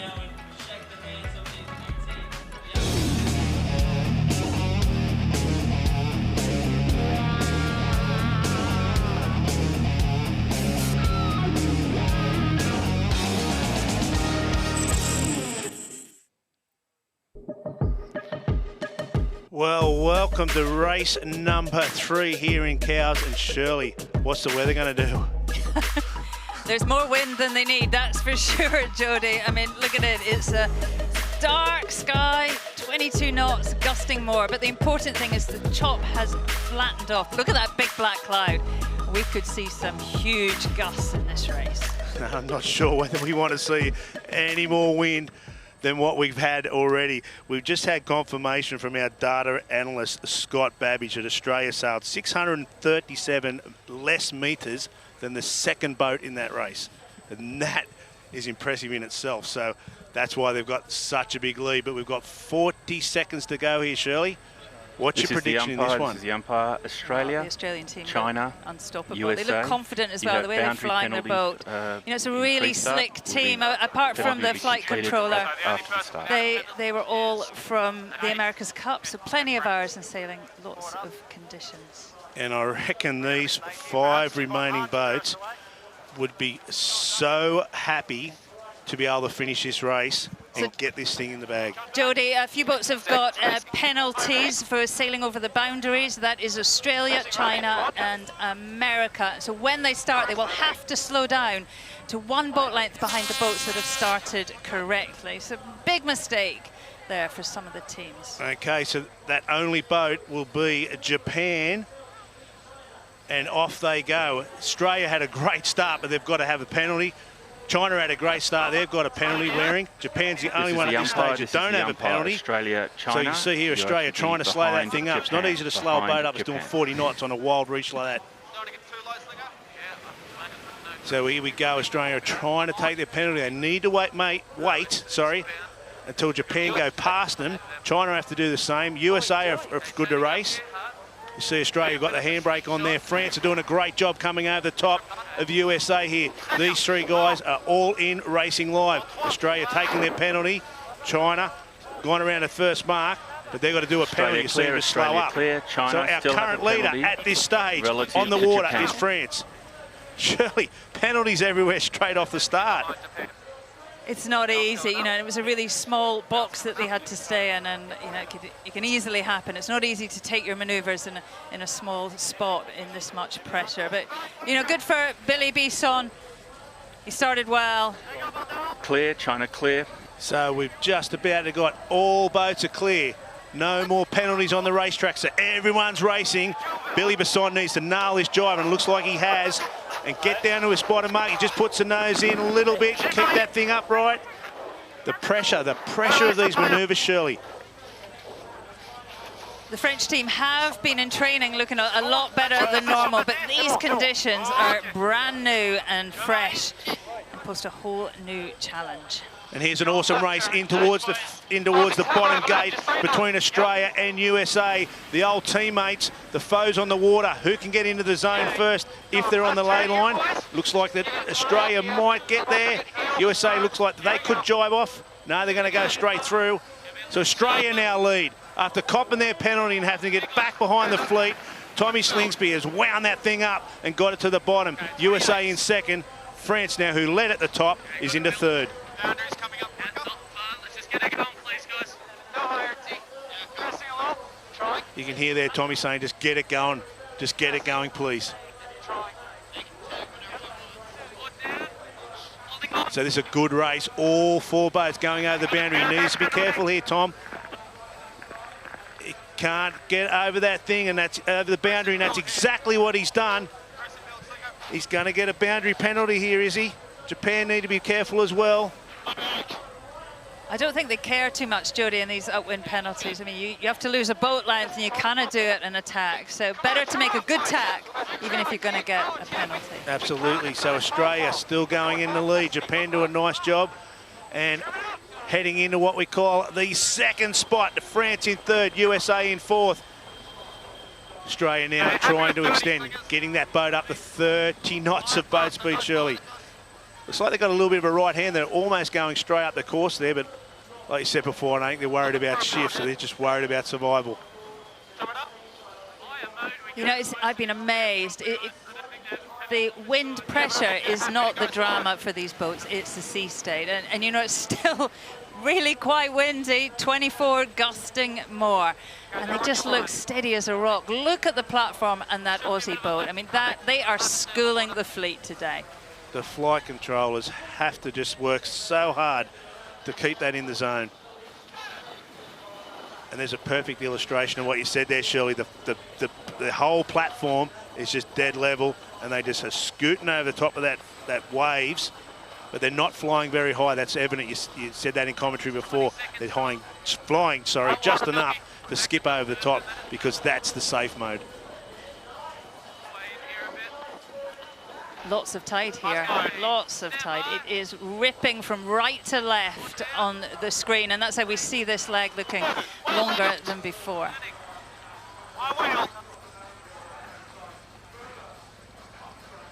Australia now tacking off the boundary, coming in. Looks like the China boat's doing all right in the middle, as well as the French boat. So everyone's sort of coming off that right-hand side, Shirley. Now they're going to bash over to the left. And we're coming in with France now in the middle of the course.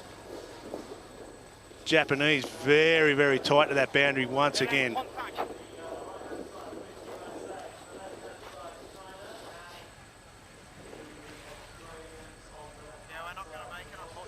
And Australia still in the middle of the course, still leading, Shirley. French have done a really nice job of getting back into second spot. Japan still sailing with a broken pedestal. It's all happening here. Well, the Australian not laying that gate. They're going to have to tack and go around the left-hand gate, which gives you a little bit of stress, because you've got to get the jibe in before you hit the boundary. Ideally, really, it's important to limit the manoeuvres. Yeah, that's absolutely correct, 100%. But I'm guessing that there's a lot more flatter water over on that island side of the course, Shirley, so maybe they're putting that into place. Maybe they want to get over there and keep out of the big pitchy stuff that is the drama when they try and go through the jibe. Everyone is following us. It's good to hear if you're driving a boat, someone's looking behind. Everyone is following them. And there's the big manoeuvre that they need to get through, the big bear away.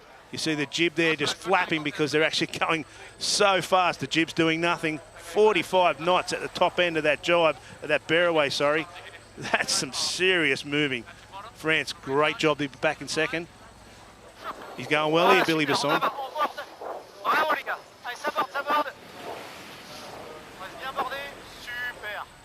Good job by them. Super, we agree, Billy Besson. Yeah, our French ain't that good, but we know that Super China just had a big moment there. There'll be a lot of water in that boat. You see the valves open up and all the water getting released out of that thing. There's a lot of weight that gets thrown in them when they fill them up. When you directly see it in the pace, Jodie, I mean, really struggling to build the numbers again. USA going over to the opposite side of the course to everyone else. So Rome thinking we're not going to catch him by chasing him. Good on board shot here of both boats having to do their jibes on the boundary. The Japanese nailed it. Not a real good jibe by the Chinese boat. Got him back. Nathan Outridge and team are chasing hard here, Shirley. You can see Tommy just extending the lead, just disappearing from this series. He needs to make sure he can take every point he can in these races. You know, it's nice to win an event, but both these skippers, their eyes are on the big prize in Marseille next month, and they just need to make sure they go to Marseille in good shape to get into that $1 million final. So it's important to finish the race, but I don't think, if he manages to get his wounded boat round this course, I think Nathan Outridge won't be too disappointed. I think he'll be very, very happy indeed. And you just see a beautiful shot of Australia just coming around. Tom Slingsby very aggressive on his turn there, but they sent it upwind. They've got one more to go. They've got to go up towards the top mark in the middle of the course, then into the finish. Billy Besson's got the same thing, and he's not backing off either. He's not that far behind. He's about 150 metres. Great job by the French to stay in this one.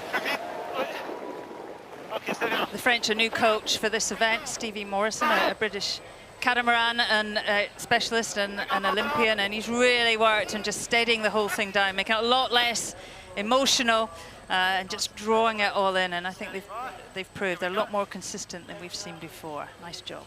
And we've got to remember Tommy Slingsby spent an hour with him because he lent boats. Oh, Japan just putting more stress on their boat. They can't afford any more breakages. But what I was saying before, that Tommy Slingsby was on with the French and give him some lessons in how to turn, what they do on the Australian boat. Obviously, Billy's taken it on board because it seems to have paid dividends.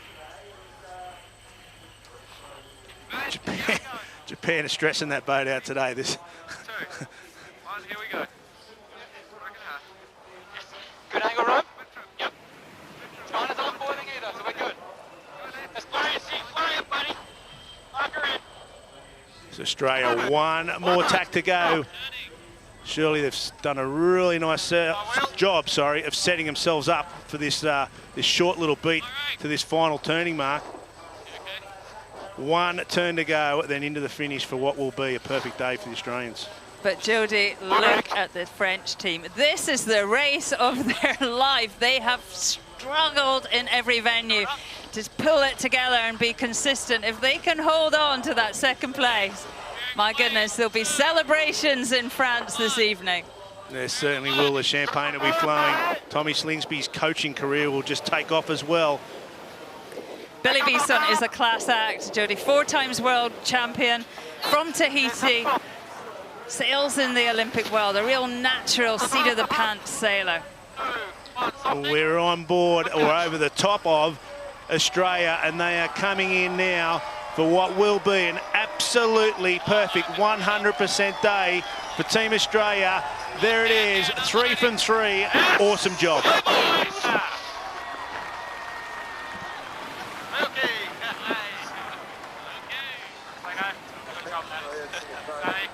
They're very happy with that.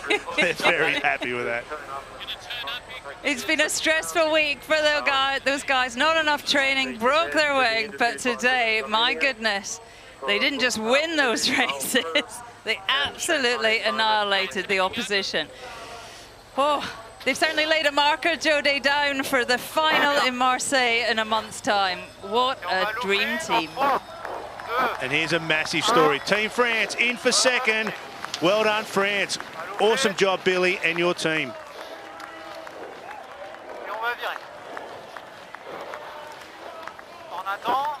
So next time Tommy Slingsby said they haven't had enough time in the water, no one's going to listen to him. They don't need it.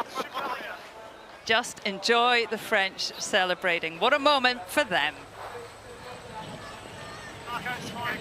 Thank you, Jody. Thank you, Shirley. Fantastic commentary there. And a hat-trick for Tom Slingsby. A perfect day, Matt. Absolutely. Brilliant by them. They just looked a class act. And taking their opportunity, you know, with the British out, with the Japanese struggling to get around the race course, there was, you know, the door had really opened up for them to score some big points for this. And, you know, how massive the stuff going on all over the place. Black Beauty, the Japanese boat, just reared up next to us. And how significant is this? I think just when the Japanese were starting to get a good grip on this whole series, you know, with a brilliant result in New York, the Australians have come through and said, no, not yet, and they're going to go into $1 million Marseille looking really strong. So that's a big day for them. Definitely worth noting as well, Chris, after struggling at every stop up to Cowes, Billy Besson has come in here and proved that he's got the skills to really dominate a race.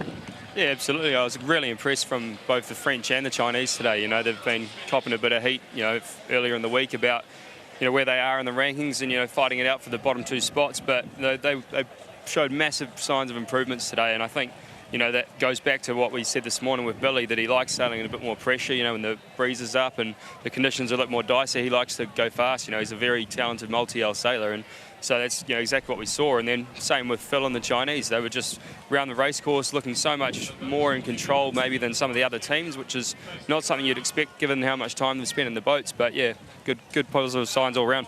Okay, and then Matt, we've got to speak about Japan as well, because Nathan Outridge, the conditions were against him. He was the first one out to test the course, and the boat really struggled, but he didn't give up. He fought valiantly on to make sure he finished those 3 races. Yeah, they've had a tough old event, and but they'll just be happy to have gotten through today with some good points in the bag, and well done to them. Yeah, they really sort of dug their teeth into it there and got the most they could out of it. Damage limitation and sailed the boat incredibly well on starboard without having a working pedestal. I mean, that must be really difficult to do. Just trying to control the wing, which is in and out all the time, and trying to do it by levering it rather than turning pedestals.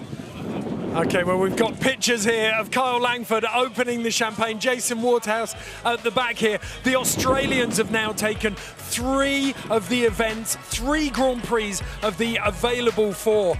So the Australians will go into the grand finale in Marseille in the driving seat. But that phenomenal, courageous performance from Nathan Outridge and Team Japan means that they're still in contact for that final event.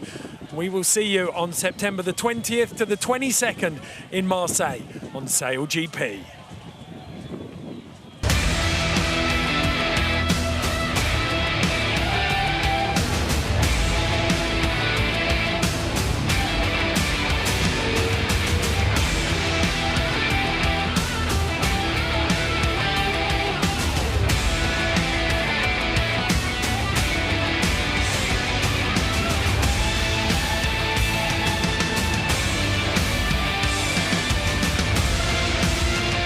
Bring on Marseille, the race for $1 million.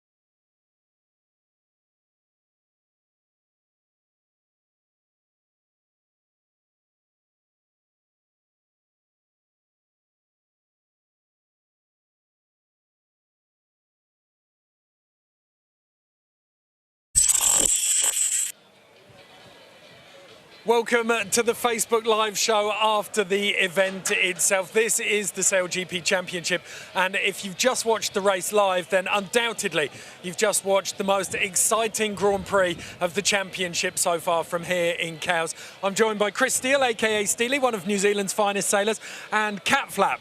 If you want to find out why he's called that, you can contact him on social media, aka Matt Cornwell. Gentlemen, that was incredible, wasn't it? Truly, truly breathtaking racing. Yeah, I think it was the most exciting racing we've seen on the series so far. I mean, the conditions were up, the sea state was up earlier in the day, and that proved very challenging for a lot of the teams. You know, as the day progressed and the tide sort of settled, the sea state got a bit flatter and it looked a lot more manageable out there. But yeah, absolutely exhilarating racing and awesome to watch. Boys look like they're enjoying themselves by the end, Matt. The sailors, I don't think any of them really truly enjoyed that, except for when they crossed the finish line, particularly Australians. I think all of them were just happy to get through that day, you know. They would have been nervous all the way out. They'd have been nervous before each race. Going around the race course, the nerves go away a little bit, but you realise that you're having to work really, really hard, obviously, and you realise that, you know, you're on the edge the whole time. So I think there'll be some happy boys to be back in the paddock. Okay, as always, we answer your questions on this show. So what about the bee gets the first question. They've asked what development is happening to the high wind wing sails as we speak. So they are in development, aren't they, Matt? Yeah, it's in the pipeline. I don't think we'll see it this year. I don't think we'll see it in Marseille, but they'll be there for next year, which will allow the boats to sail in windier conditions than we've seen, you know, potentially even windier than today. Sea state dependent, obviously that's a big thing. Plus, you'd have seen the small jibs are on there today. They're using the smaller boards, just the first time they've done that as well. So everything's getting pushed to just increase the envelope of when these boats can sail, which is great because we'll get more racing. Okay, Matt touched on it there, Chris, that, okay, it's great being able to sail in higher and higher winds, but the sea state, how rough the water is actually what's going to start creating problems. Yeah, and that's all just sort of, you know, stemming around the fact of the foil design, and obviously you can only build foils that are so long to keep these boats flying. The longer you go on the foils, the less strength that they have, and so you can go certain depths with the foils, which, you know, help in certain sea states. But as you start getting to these bigger troughs and the waves start getting up, you know, the pitch changes in the boat a lot, and you start getting these big, you know, drop-offs around the waves and things. So, you know, if the foils start getting close to the surface, then they're more prone to, you know, cavitating. And obviously what we've seen happen out there a couple of times today, when they cavitate, the boats come out of the sky pretty quickly. So, okay, well, the first time we saw that was right at the very beginning. Arguably the biggest moment of the day happened within 30 seconds of the race starting. It was the USA capsized, and we can see it here. Is this too much power on the wing, or has this got something to do with sea state? Sea state and foils, like Chris said, the foils just getting too close to the water, probably getting a little bit of ventilation of air in there. Suddenly the foil stops working. We saw 3 boats do it, the British did it, the Chinese did it. And it wasn't an overreaction, I don't think. It wasn't like they got low, too high, and then low again. I think they just massive speed build, which you get when you bear away. So look at them just going quicker and quicker there. Boat gets higher and higher and higher, and then suddenly the foil lets go, and bang. Have a drink, everyone. What's crazy there is if you see from that bow shot, if we, you know, people can go back and have a look at themselves, but the windward rudder, when it comes out of the water and then reattaches in it, you know, there's such a big kink in it, but the shape of it, you know, the T-foil on the rudder is just hooked so much. It's amazing, you know, how strong that, you know, these guys can build these, you know, components on the boat now to a point that, you know, the foils can flex that much and not snap. Yeah. Phenomenal pieces of equipment. Now, we had to get out of the broadcast very, very quickly because we'd overrun on a couple of race delays, but we can now show you the Australian team coming up on the beach here underneath the Adrenaline Village. So Tom Slingsby, the skipper of Australia there, followed by Sam Newton, Kai Hurst and Jason Waterhouse. Carl Langford's already in front of them. And there'll be a lot of discussion, I imagine, on post-race drinks.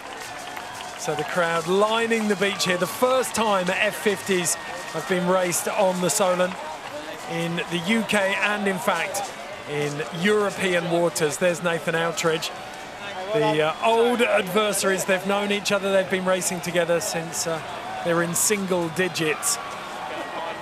You can see the look on Nathan's face. I want to be able to hear that conversation. Big smile on Sam Newton's face there. So the Australians making their way up. And we've got Shirley Robertson and Jodie Shields joining us as well. How was it in the commentary box for you two? Oh, fast and furious, Ed. I think I'm as exhausted as the sailors. You know, huge anticipation going into today. You know, everyone was really nervous about the conditions, and you can see the relief on the faces of the sailors. That's not just about winning races, that's about surviving the day. So, yeah, what a day. I can't believe we've had a boat with its wing in the water, and they ride it up and they continue to sail. So, testimony to the strength of these boats, and it was a day to remember. There's no doubt about that. It's just amazing, absolutely amazing. Okay, thank you, Shirley. Thank you, Jodie. Well, we can see the prize giving getting ready there, but we've had another question out. So this one's from Keith W. He wants to know who's controlling the jib, because it's fair to say we spend a lot of time talking about wing trimmers and flight controllers. There's very little lip service given to the jibs. I don't actually know, who is in charge of the jib? Yeah, it's a good question, an interesting one, and I think this goes back to, you know, talking about the different components on the boat. It's actually one of the grinders, so I think it's the second guy back, and he's got 2 foot pedals on the floor next to his pedestal, and you know, one's to trim the jib in and one's to ease it, and then next to him he's also got a bunch of different buttons on the side of the cockpit that control the jib tacker or the clue hider, so you can change your jib cunningham tension. And then I think you can change the way that it's sheeted at the back as well. So there's a lot of different functions that are going on, and you know, it's not just as simple as for the grinders to spin handles. You know, they've also got the ability to trim the jib around that as well. Yeah, but also with these boats too, you're right, Chris, but with those tiny jibs, jib trim's a lot less of a thing than you get in a conventional monohull. You could actually take the jib down and the boat would go nearly as fast. It's great to have the jib there for tacks and jibes, actually, particularly the tacks. Really helps you get through the tack. But they're not going to be adjusting it too often, are they? You know, their big focus for the grinders is actually turning the pedestals. It's more just an upwind, downwind thing. Well, interestingly, I'm going to throw this one over to you, Jodie, because you commented on it on the last race. When Australia did their last bear away, we actually saw the jib flapping. Yeah, well, they obviously, as they come up, they ease the jib for the bear away because they can't have the jib on too hard. So I would say a boat length before the bear away, they hit the pedal, and as it goes around, the boat accelerated, and the jib actually wasn't catching up to the wind. So it was literally just flapping like a flag. So, you know, obviously they went full ease out on the jib, and away they go downhill, and that's pretty much survival mode. You know, ease airing off and just send it, just let it rip. And that's exactly what they all did out there today. Hats off to them, mate. I thought it was sensational. I mean, as Matt said, it is a tiny sail in comparison to the power of that massive wing. But when I've been out with them in training in lighter conditions, it is a focus. And if it's not right, nothing quite balances quite well. And often, you know, the driver's calling for a change. And I've seen a lot of that in tuning and lighter winds. The driver's never happy, basically. Okay, we've had another question in from FKB24. Which team has improved the most throughout the season? And that's actually, it would have been a very easy question to answer after New York, potentially, but that's been thrown wide open after some of today's racing. So, Chris, I'll start with you.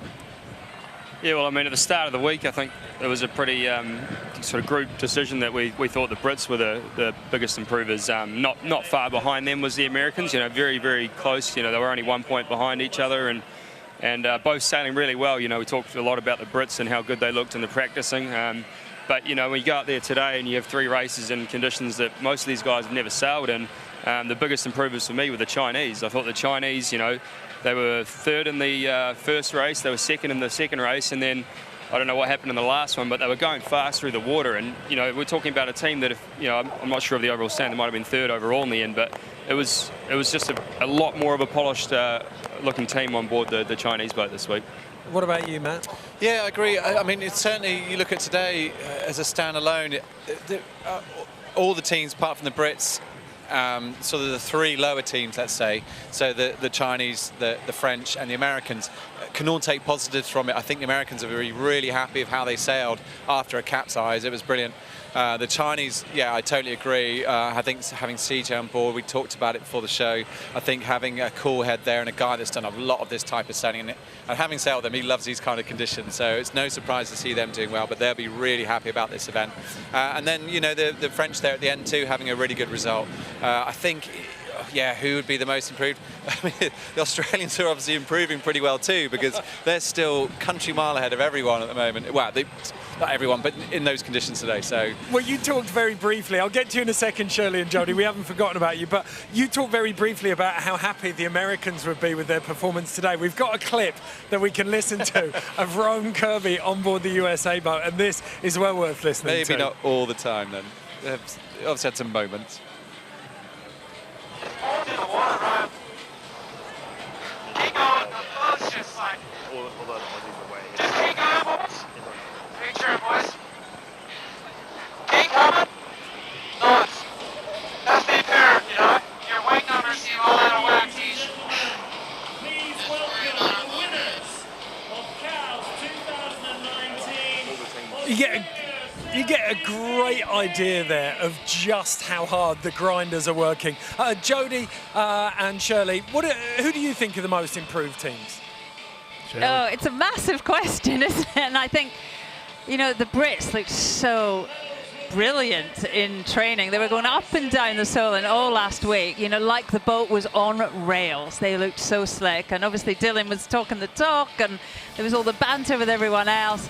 But actually, you know, I agree a bit with Matt. I think if you look at that American performance, to capsize the boat and to come back from that, also the boat just looked better as well today. And I think, you know, they had a more experienced wing trimmer with TJ Tom Johnson.